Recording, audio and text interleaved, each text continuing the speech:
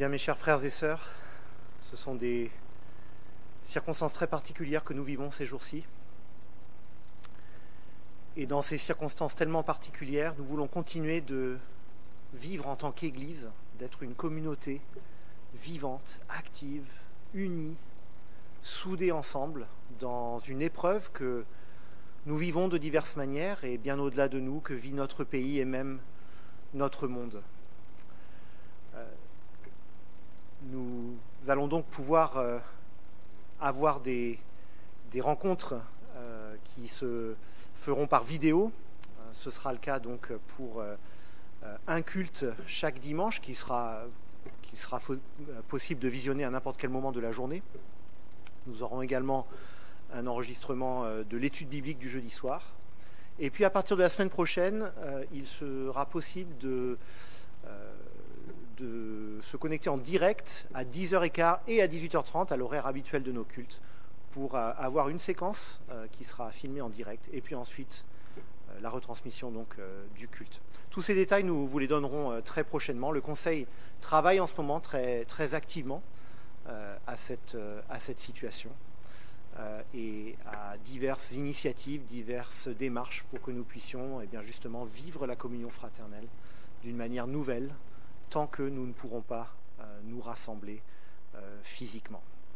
Donc plus d'informations viendront et ce que je propose, c'est que pour tous ceux et celles qui auront reçu l'email, si vous êtes des habitués de notre Église et que vous avez reçu donc un email de la part de l'Église avec ces informations, eh bien continuez à consulter vos mails parce que c'est là que vous trouverez le lien pour voir ces vidéos et les diverses informations et mises à jour qui seront transmises. Si vous regardez cette vidéo et que vous n'êtes pas un habitué d'Église, nous sommes très heureux que vous puissiez aussi regarder ces séquences, ces cultes, et nous espérons que le Seigneur vous bénira également. Les vidéos seront également disponibles sur la page Facebook de l'Église, sur la page Twitter également, et sur le site web www.sevres72.org. Voilà, j'en ai terminé avec ces informations techniques qui, bien entendu, vont être complétées au cours des jours à venir. Je vous propose de commencer par une lecture du psaume 34. Le psaume 34, je vous laisse un petit peu de temps pour trouver ce texte dans vos Bibles que vous avez chez vous. Psaume 34, du verset 2 jusqu'au verset 9. Psaume 34, du verset 2 jusqu'au verset 9.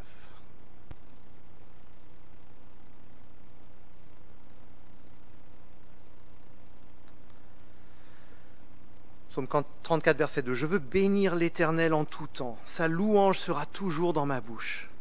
Que mon âme fasse toute sa fierté de l'Éternel. Que les humbles écoutent et se réjouissent.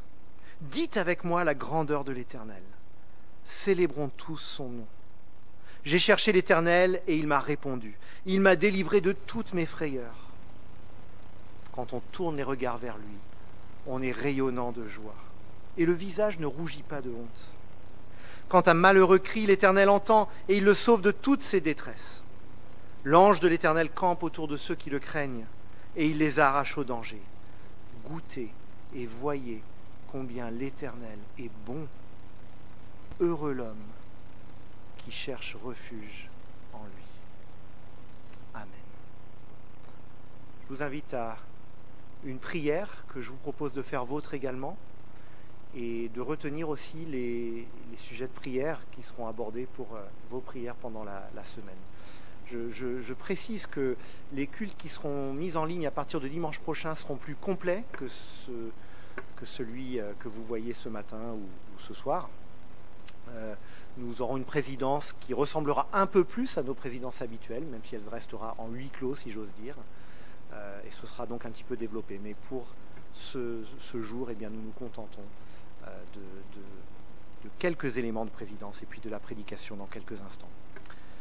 Je vous invite donc à la prière. Notre Dieu, notre Père, tu vois les circonstances que traverse notre pays et bien au-delà de notre pays, notre monde. Tu vois les circonstances par conséquent que traverse notre Église. Tu vois toutes les questions que cela peut susciter chez nous. Tu vois aussi combien les vies de chacun sont actuellement, la vie de chacun est actuellement chamboulée, déstabilisée à différents degrés. Tu vois l'inquiétude de chacun face à cette maladie qui se répand. Nous voulons te remercier que pour la grande majorité des personnes qui contractent cette maladie, ses conséquences sont relativement mineures. Mais nous sommes conscients, Père, que pour d'autres, cette maladie est grave, voire très grave. Nous sommes conscients de notre responsabilité à l'égard de ces amis. Nous voulons te demander dans ta grâce d'intervenir pour que cette crise, cette épreuve mondiale puisse cesser bientôt. Nous savons que dans ce monde déchu et en attendant le renouvellement de toutes choses qui viendra un jour, dans ce monde déchu, déchiré par le mal, déchiré aussi par le péché, nous savons que la souffrance est encore au rendez-vous. Nous savons que tu permets que nous passions par l'épreuve. Mais nous savons aussi que tu es un Dieu qui nous assure de ta présence, de ta paix et de tes promesses, de l'assurance que rien ni personne ne pourra jamais nous séparer de toi.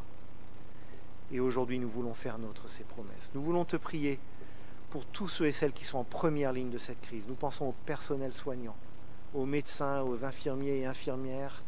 Nous pensons à tous ceux et celles qui ont diverses responsabilités. Nous pensons aux décideurs politiques. Nous te demandons d'être à leur côté. Nous pensons à tous ceux qui, de diverses manières, sont au service de nos quartiers, nos villes, notre pays. Bénis-les, fortifie-les, encourage-les. Nous te prions pour les familles qui ont la charge de leurs enfants toute la journée à partir de demain, à partir de lundi. Nous voulons te prier pour que tu permettes que des solutions soient trouvées lorsque ce n'est pas encore le cas. Nous voulons te prier de permettre que l'instruction des enfants puisse continuer à bien se passer pendant cette période. Donne ta paix et renouvelle les forces de chacun. Et nous te prions là encore que cette épreuve se termine bientôt, que bientôt, les écoles puissent ouvrir et que l'instruction des enfants puisse être à nouveau assurée. Nous voulons te prier, notre Père, pour tous ceux qui sont physiquement vulnérables, personnes handicapées, personnes qui ont déjà des conditions physiques fragiles. Nous te prions en particulier pour les personnes âgées. Nous te demandons de les protéger, de les garder. Te prions pour nos proches et nos bien-aimés, pour que tu sois à leur côté. Notre Père, nous te prions pour notre témoignage dans ces moments de tourmente. Donne-nous en tant que chrétiens d'être sel de la terre et lumière du monde. Non pas parce que nous aurions ces choses en nous-mêmes, mais parce que nous voulons refléter ce que toi tu nous donnes, ce que nous pouvons trouver en toi. Oui, Père, nous voulons revendiquer la paix que tu donnes si abondamment et gracieusement. Abreuve-nous de ta grâce, de ta paix, et permets que nous soyons des témoins dans ce monde. Au nom de Jésus. Amen. Je vais maintenant laisser la place, sans plus attendre, à Paul Bourdois, qui donnera donc la prédication. Nous plaisantions l'un et l'autre tout à l'heure sur le fait que c'était un petit peu comme le match du Paris Saint-Germain en huis clos face au Borussia Dortmund. C'est très étrange d'être juste tous les deux dans cette salle, mais nous savons en communion avec vous. Et c'est avec beaucoup de joie que je lui laisse maintenant la place. Je vous invite à ouvrir vos Bibles dans l'évangile de Marc, au chapitre 15. Nous lirons les versets 1 à 20. Donc je vous laisse un instant pour trouver vos Bibles et les ouvrir. Si vous avez besoin de plus de temps, vous pouvez mettre cette vidéo en pause et aller chercher une Bible. Si vous n'en avez pas et que vous souhaitez en avoir, n'hésitez pas à nous contacter et nous en ferons parvenir une. Marc, chapitre 15, les versets 1 à 20. Dès le matin, les chefs des prêtres tinrent conseil avec les anciens, les spécialistes de la loi et tout le Sanhédrin. Après avoir attaché Jésus, ils l'emmenèrent et le livrèrent à Pilate. Pilate l'interrogea. « Es-tu le roi des Juifs ?» Jésus lui répondit. « Tu le dis. » Les chefs des prêtres portaient contre lui beaucoup d'accusations. Pilate l'interrogea de nouveau. « Ne réponds-tu rien ? Vois tous les témoignages qu'il porte contre toi. » Mais Jésus ne répondit plus rien, ce qui étonna Pilate. À chaque fête, il relâchait un prisonnier, celui que le peuple réclamait. Il y avait en prison le dénommé Barabbas avec ses complices, pour un meurtre qu'ils avaient commis lors d'une émeute. La foule se mit à demander à grands cris ce qu'il avait l'habitude de leur accorder. Pilate leur répondit « Voulez-vous que je relâche le roi des Juifs ?» En effet, il savait que c'était par jalousie que les chefs des prêtres avaient fait arrêter Jésus. Cependant, les chefs des prêtres excitèrent la foule, afin que Pilate leur relâche plutôt Barabbas. Pilate reprit la parole et leur dit « Que voulez-vous donc que je fasse de celui que vous appelez le roi des Juifs ?» Ils crièrent de nouveau « Crucifie-le !»« Quel mal a-t-il fait ?» leur dit Pilate. Ils crièrent encore plus fort « Crucifie-le !» Voulant satisfaire la foule, Pilate leur relâcha Barabbas. Et après avoir fait fouetter Jésus, il le livra à la crucifixion. Les soldats conduisirent Jésus à l'intérieur de la cour, c'est-à-dire dans le prétoire. Ils rassemblèrent toute la troupe. Ils lui mirent un habit pourpre et posèrent sur sa tête une couronne d'épines qu'ils avaient tressée. Puis ils se mirent à le saluer. « Salut, roi des Juifs !» Ils lui frappaient la tête avec un roseau, crachaient sur lui et se mettaient à genoux pour se prosterner devant lui. Après s'être ainsi moqués de lui, ils lui enlevèrent l'habit pourpre, lui remirent ses vêtements et l'emmenèrent pour le crucifier. Jusqu'ici, la lecture de la parole de Dieu. À partir du chapitre 14 de son évangile, Marc centre son attention sur les quelques jours avant la croix. Dans ces derniers chapitres, l'ambiance est pesante. Nous sommes à l'ombre de la croix. Dans le texte étudié dimanche dernier, la fin du chapitre 14, Jésus est accusé, outragé par le Sanhédrin, les autorités religieuses juives de l'époque. Il était également renié par son plus proche disciple, l'apôtre Pierre. Jésus est jugé coupable de blasphème. Mais en réalité, ceux qui blasphèment Dieu sont ceux qui rejettent Jésus-Christ. Le texte que nous étudions aujourd'hui est dans la même lignée. C'est un récit sombre. Les ténèbres cherchent à étouffer celui qui est pleine lumière du Père. L'ombre de la croix se fait plus pressante encore. Lors de l'étude de ce texte, ce qui m'a le plus frappé, c'est le fait que tout est renversé. Tout est renversé en particulier dans le rapport à la vérité et à la justice. Plus le récit se développe, plus ces paradoxes deviennent évidents, comme si les ténèbres cherchaient à couvrir la vérité. Alors qu'est-ce que je veux dire par là ? Prenons ce premier paradoxe saisissant, Jésus, un innocent qui sera trouvé coupable par un juge lui-même coupable. Un juge coupable et un condamné innocent. Relisons les versets 1 et 2. Dès le matin, les chefs des prêtres tinrent conseil avec les anciens, les spécialistes de la loi et tout le Sanhédrin. Après avoir attaché Jésus, ils l'emmenèrent et le livrèrent à Pilate. Pilate l'interrogea « Es-tu le roi des Juifs ?» Jésus lui répondit « Tu le dis. » Jésus a été jugé coupable de blasphème par le Sanhédrin. Il est jeté en prison avant d'être amené dans ce chapitre 15 devant les autorités romaines. Le Sanhédrin n'avait pas de vrai pouvoir. Israël est sous l'autorité romaine. Et c'est Rome qui prend toute décision importante. Seule Rome pouvait prendre la décision de mettre Jésus à mort. Jésus est amené à Ponce Pilate. Pilate était le gouverneur, le préfet de la Judée. Il a été gouverneur de la Judée dans les années 26 à 37. Pilate était un maître, un expert du jeu politique. Il avait, depuis des années, habilement placé ses pions sur l'échiquier politique.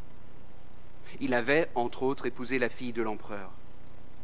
Et ça avait plutôt bien marché pour lui, puisqu'il se retrouve préfet, gouverneur de Judée, vivant dans son palais à Césarée, sur la côte méditerranéenne.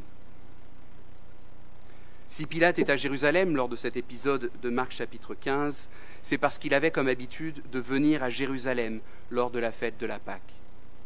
Officiellement en signe de respect envers le peuple lors des grandes fêtes juives, officieusement pour garder un œil sur un peuple vaincu lors de grandes fêtes considérées par Rome comme nationalistes, donc potentiellement source de révolte. Comme il est la plus haute autorité romaine de la région, c'est vers lui que Jésus est amené pour être jugé. Pilate est un expert en politique. Mais Pilate, si vous me pardonnez l'expression, n'est pas un enfant de cœur. En Luc chapitre 13, il est rapporté l'épisode d'une révolte de Galiléens. La réponse de Pilate à cette rébellion, la mise à mort de ces Galiléens. Et non seulement une mise à mort, mais il avait ensuite pris le sang de ces Galiléens pour les mêler au sang de leur sacrifice au temple. C'est non seulement sanguinaire, mais c'est une profanation, c'est une insulte, un affront au temple, à tout le peuple et à Dieu. Et ce n'est d'ailleurs pas la seule occasion où il profana le temple. Philon d'Alexandrie, un philosophe contemporain de Jésus, rapporte un épisode où Pilate installa des boucliers romains dans le temple. Et cela, je cite Philon d'Alexandrie, moins pour honorer Tibère que pour déplaire au peuple. Ça nous donne une idée du personnage.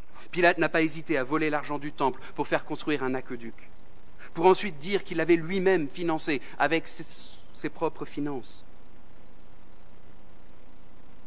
Jésus est amené devant un juge romain, Pilate.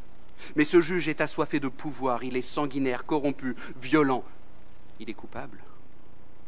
Coupable devant Dieu, coupable devant les hommes. Et dans ces versets, nous voyons que le souci de Pilate ne semble pas réellement être la justice, mais c'est un jeu politique pour lui. Le grand prêtre lui amène Jésus, mais Pilate n'est pas du genre à prendre des ordres de quiconque, surtout pas du grand prêtre. Jésus, que ferai-je avec toi ? La problématique qui se pose à Pilate, c'est celle de son pouvoir politique. D'un côté, s'il ne fait rien, il risque une révolte. Une révolte, ce n'est jamais bien vu par l'empereur. De l'autre, s'il met Jésus à mort, il ne veut pas donner l'impression que c'est une victoire du grand prêtre. Et c'est, je pense, la raison pour laquelle Pilate inscrira sur la croix Jésus-Christ, roi des Juifs. Ce n'est pas qu'il ait reconnu quoi que ce soit de particulier en Jésus, mais c'est tout simplement un pied de nez au grand prêtre. Dans ce procès, Jésus est pleinement innocent, mais il est jugé par un juge coupable. Pire encore, l'accusation elle-même est coupable de duplicité et de mensonge. Il est intéressant de noter que c'est de blasphème que Jésus était accusé par le Sanhédrin dans le chapitre 14. Il semblerait que face à Pilate, l'accusation principale formulée à l'encontre de Jésus soit celle de la révolte.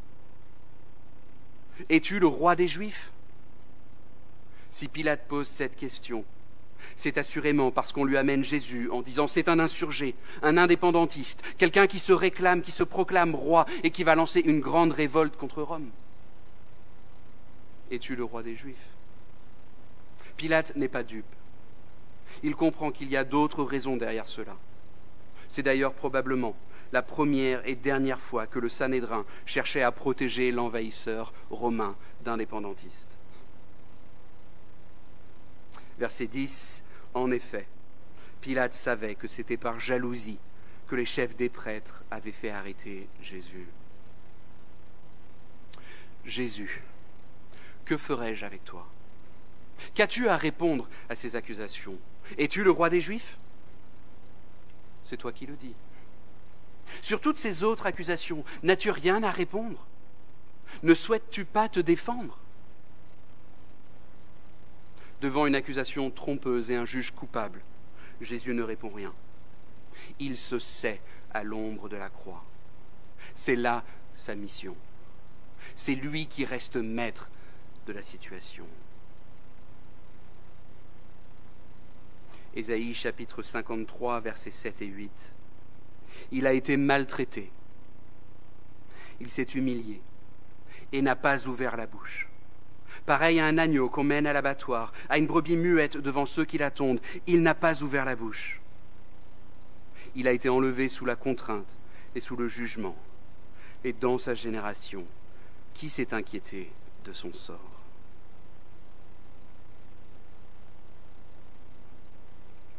Deuxième paradoxe que nous trouvons dans notre texte, la libération de Barabbas. Et je vous invite à relire les versets 6 à 11. À chaque fête, Pilate relâchait un prisonnier, celui que le peuple réclamait. Il y avait en prison le dénommé Barabbas avec ses complices, pour un meurtre qu'ils avaient commis lors d'une émeute. La foule se mit à demander à grands cris ce qu'il avait l'habitude de leur accorder. Pilate leur répondit « Voulez-vous que je relâche le roi des Juifs ?» En effet, il savait que c'était par jalousie que les chefs des prêtres avaient fait arrêter Jésus. Cependant, les chefs des prêtres excitèrent la foule afin que Pilate leur relâche plutôt Barabbas. Nous trouvons ici notre deuxième paradoxe. Pilate, maîtrisant le jeu politique avec une main de maître, avait pris l'habitude, lors de la fête de la Pâque, afin d'apaiser le peuple, de gracier un révolutionnaire, un indépendantiste. Qui préférez-vous ? Jésus, votre roi innocent, ou Barabbas, cet assassin intégriste ? Barabbas ! Nous voulons Barabbas !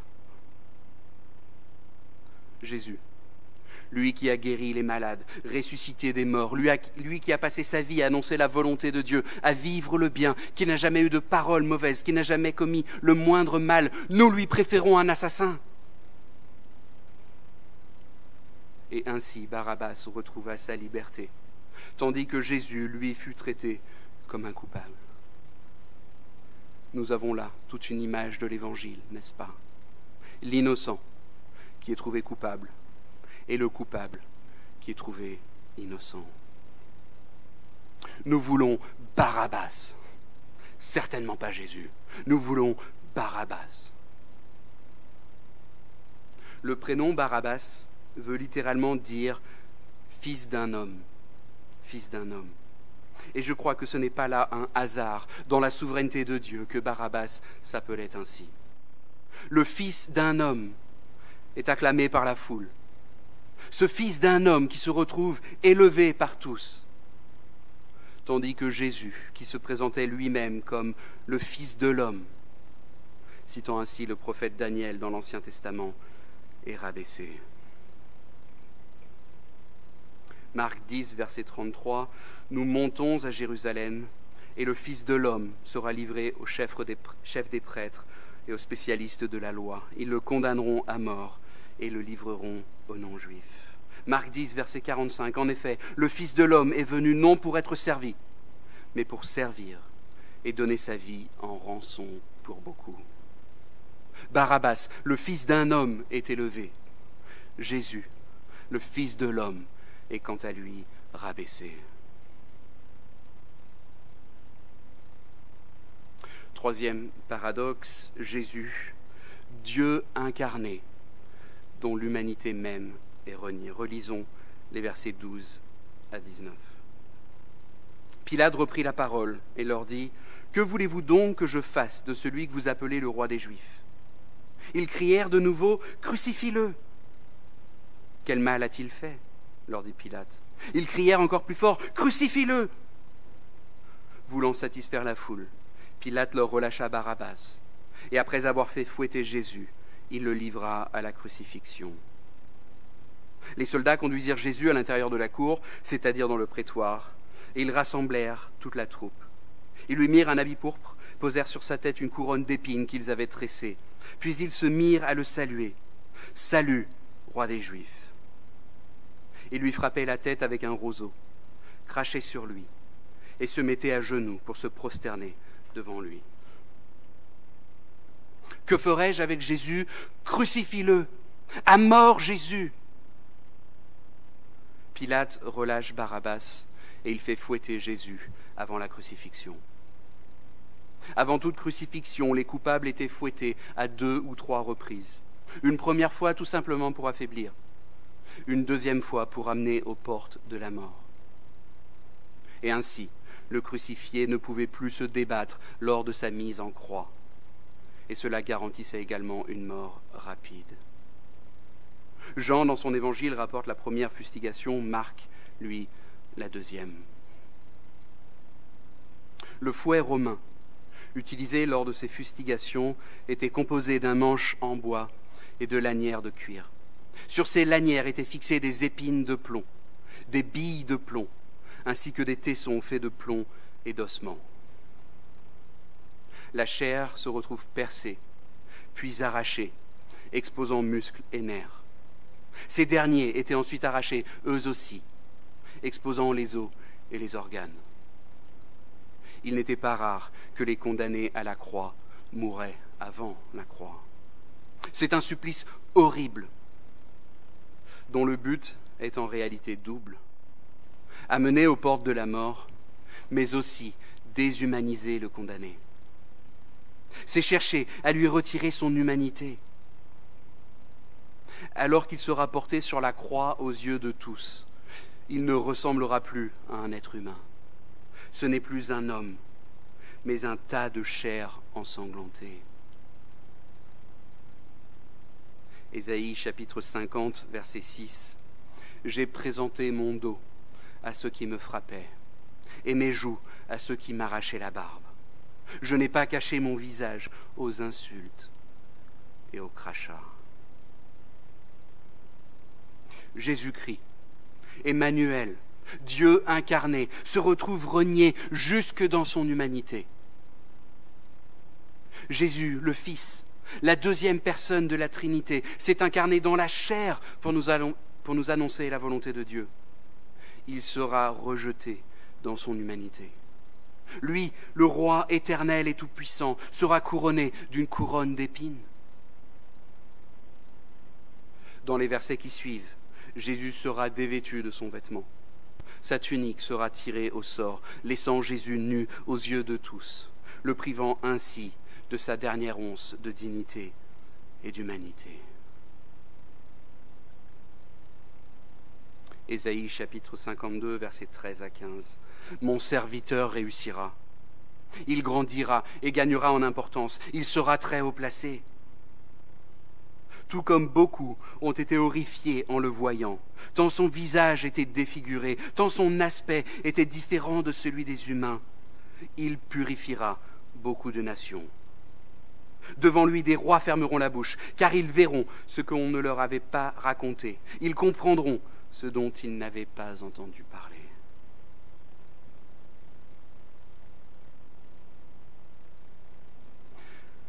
Ces tristes paradoxes annoncent pourtant une vérité glorieuse.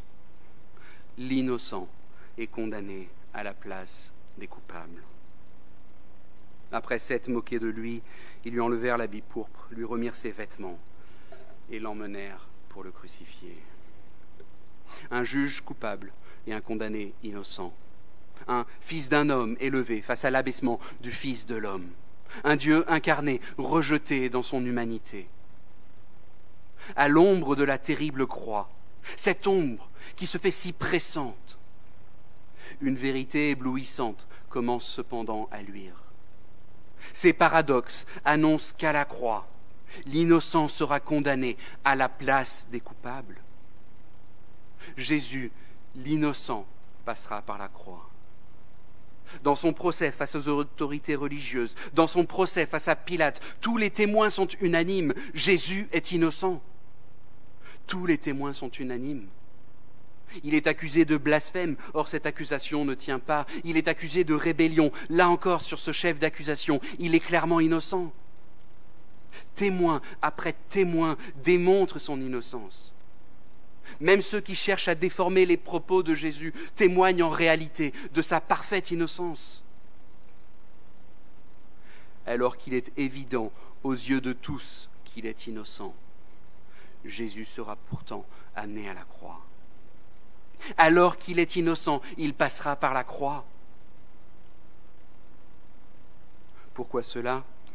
Parce que précisément, il est venu pour mourir sur la croix. C'est là sa mission. C'est là sa mission, c'est ce qui était annoncé.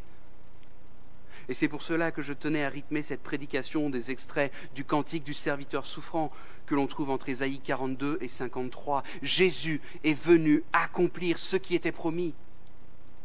Il est venu accomplir ce qui était annoncé.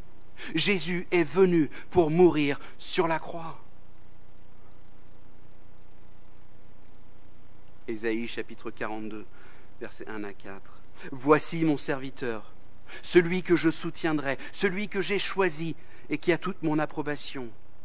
J'ai mis mon esprit sur lui. Il révélera le droit aux nations. Il ne criera pas, il ne haussera pas le ton et ne fera pas entendre sa voix dans les rues. Il ne cassera pas le roseau abîmé et n'éteindra pas la mèche qui fume encore. Mais c'est en toute vérité qu'il révélera le droit. Il ne faiblira pas et ne se relâchera pas jusqu'à ce qu'il ait instauré le droit sur la terre. Les îles placeront leur attente dans sa loi.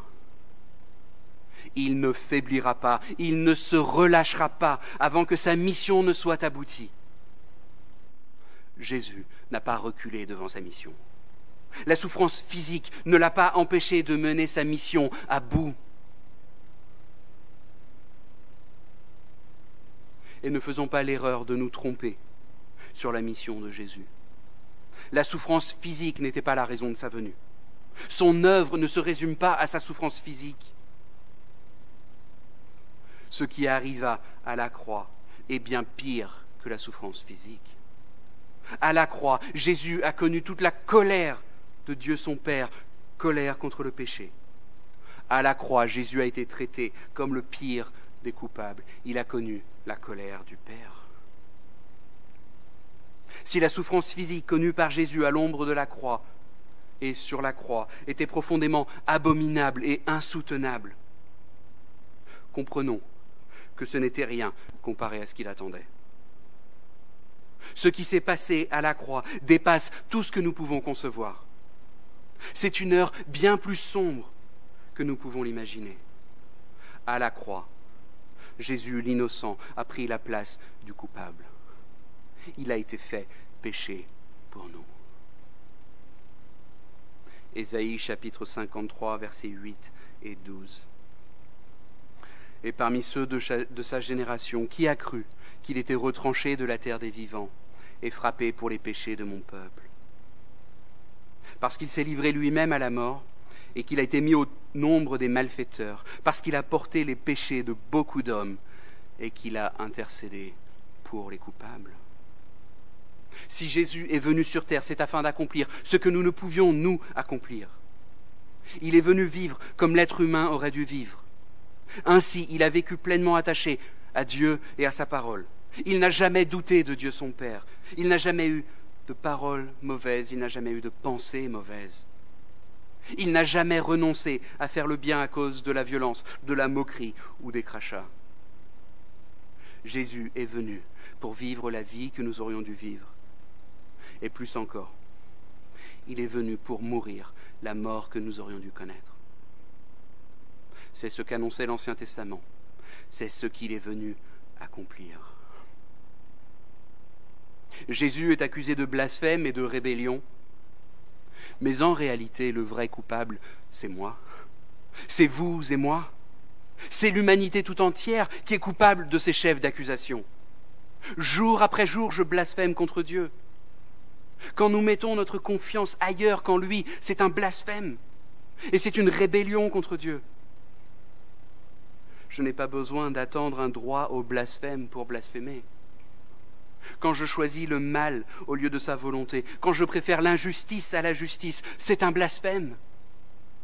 Quand je ne veux pas chercher à vivre la volonté de Dieu pour moi, c'est une rébellion contre Dieu. Le vrai blasphémateur, c'est moi. Le vrai rebelle, c'est moi. Jésus est innocent de ses crimes. Nous, en revanche, nous sommes coupables. Nous sommes coupables. Mais chose merveilleuse, Jésus s'avance vers la croix. Lui, l'innocent, va prendre sur lui le châtiment réservé aux coupables. La condamnation de mon blasphème, Jésus l'a subi à ma place. La condamnation de ma rébellion, Jésus l'a subi à ma place. La condamnation pour mon égoïsme, ma cupidité, ma médisance, mon idolâtrie, mon orgueil, ma paresse est retombée sur lui. Ésaïe 53, versets 10 et suivants. Après avoir livré sa vie en sacrifice pour le péché, il verra une postérité et prolongera ses jours, et l'œuvre de l'Éternel prospérera entre ses mains. À cause du travail de son âme, il rassasiera ses regards. Par sa connaissance, mon serviteur juste justifiera beaucoup d'hommes, et il se chargera de leurs iniquités.